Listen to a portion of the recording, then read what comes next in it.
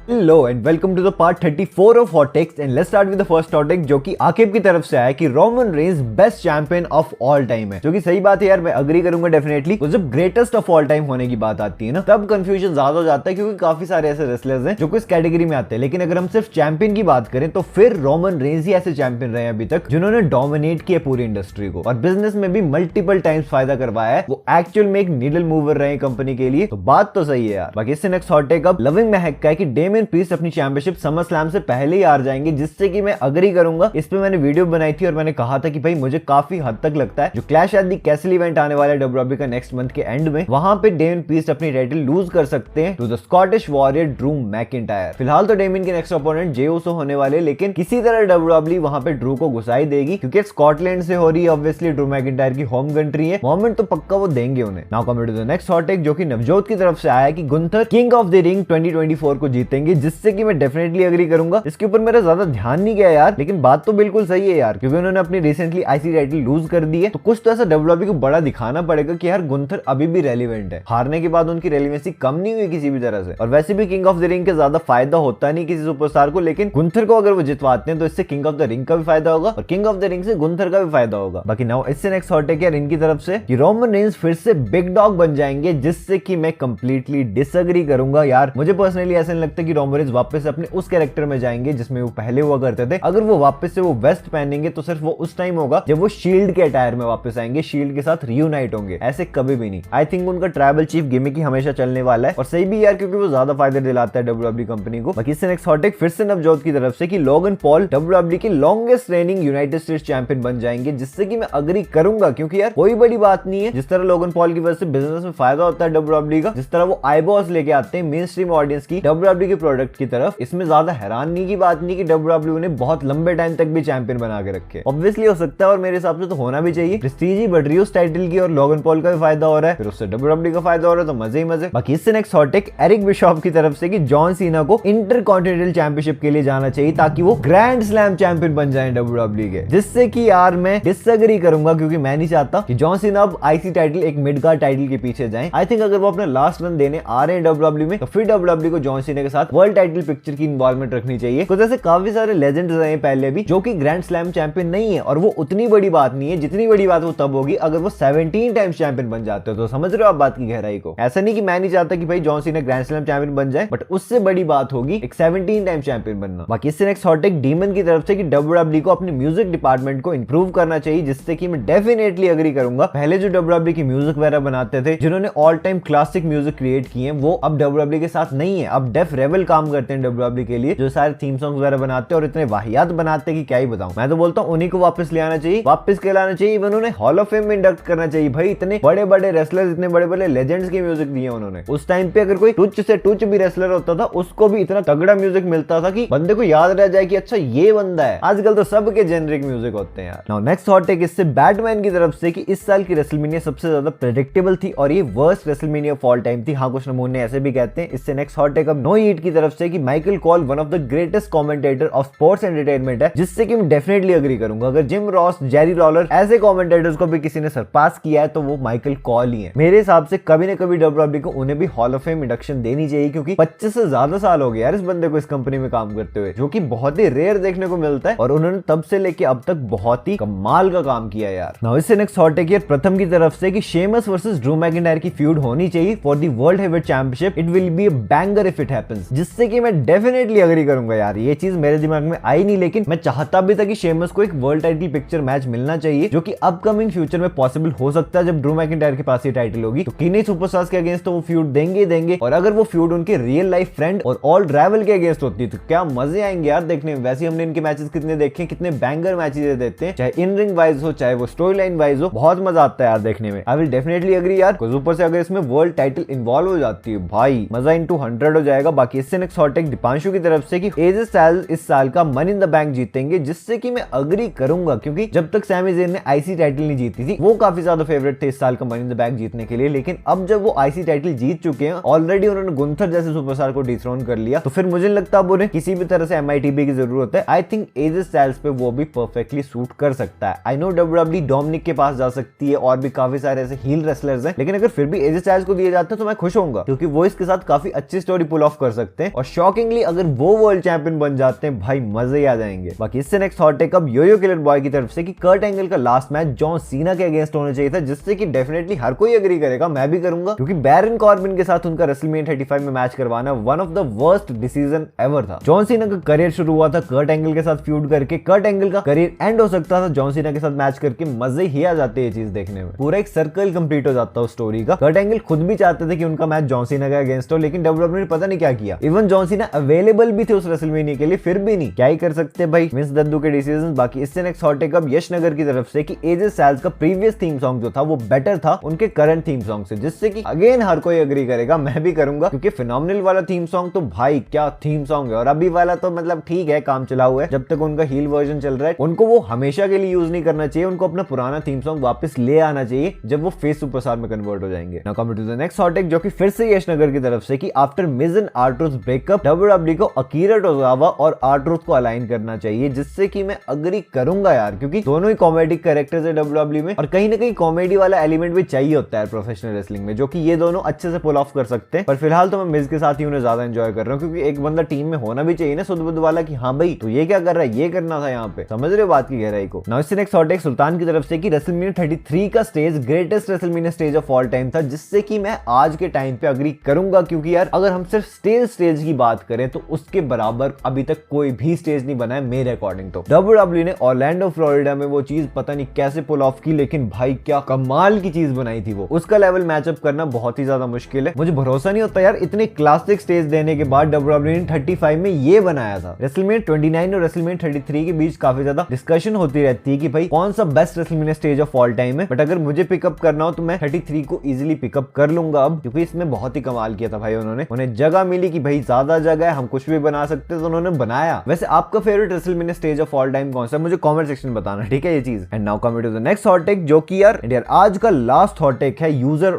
की तरफ से कि प्यूर्तो रिको का क्राउड आज तक का बेस्ट क्राउड है डब्ल्यूडब्ल्यूई का, और डब्ल्यूडब्ल्यूई को डेफिनेटली वहां पे एक शो तो हर साल करवाना ही चाहिए, जिससे कि मैं 102% अग्री करूंगा, क्योंकि भाई इस क्राउड ने मेरे लिए बैकलैश के मायने ही बदल दिए। बैकलैश मुझे बड़ा ही फालतू इवेंट लगता था, जैसे मेरे को पे बैक या फास्ट लाइन वगैरह लगते हैं, लेकिन जब उन्होंने प्यूर्तो रिको से करवाया और जिस तरह की वाइब थी वहां की, जिस तरह का क्राउड था वहां का, भाई लग रहा था जैसे पता नहीं कौन सा ही मेगा इवेंट हो रहा है, और वैसी फील बड़े बड़े स्टेडियम वाले शोज में भी नहीं आती यार। डेफिनेटली वो क्राउड हर साल एक इवेंट डिजर्व करता ही है। फिर ये था हॉट टेक्स पार्ट 34। अगर आपका हॉट टेक पिक हुआ कांग्रेचुलेशंस, अगर नहीं हुआ कोई बात नहीं, नेक्स्ट हॉट टेक वाली वीडियो में पिक हो जाएगा। एंड अगर आपने मेरी लास्ट वीडियो देखी है जिसमें कि मैंने ब्रॉक लेसनर के अपकमिंग फ्यूचर के बारे में बताया था कि किन किन के साथ उनके मैचेस हो सकते हैं, एक्सेट्रा एक्सेट्रा चीजें, फिर ये वीडियो रही आपके सामने, इसे जल्दी क्लिक करो और देख लो। एंड मैं आपसे मिलता हूं अपनी नेक्स्ट वीडियो में एक बहुत ही इंटरेस्टिंग टॉपिक के साथ। So until that time this is जय साइनिंग आउट।